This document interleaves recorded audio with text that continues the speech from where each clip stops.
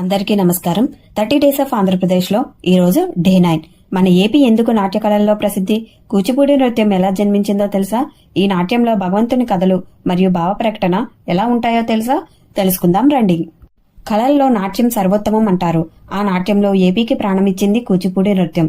క్రీస్తు శకం 17వ శతాబ్దంలో సిద్ధేంద్ర యోగి గారు కూచిపూడి నాట్యాన్ని ప్రత్యేకంగా అభివృద్ధి చేశారు.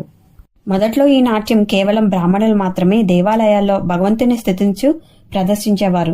ఇందులో నాట్యం, గానం, నాటకం ఈ మూడు కలిపి ఉంటాయి. అందుకే దీన్ని నాట్య నాటకం అంటారు. పాత్రలు, వేషధారణతో, సంభాషణలతో, నాట్యక్రియలతో జీవం పోసుకుంటాయి. ముఖ్యంగా శ్రీకృష్ణుని లీలలు ఇందులో ప్రధానాంశం.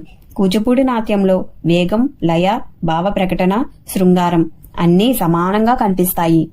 నేటి రోజుల్లో ప్రపంచమంతా కూచిపూడి కళాకారులను ఆదరిస్తుంది. ఇది కేవలం ఏపీ గర్వమే కాదు, భారతీయ సంస్కృతిలో ఒక అపూర్వ మణి.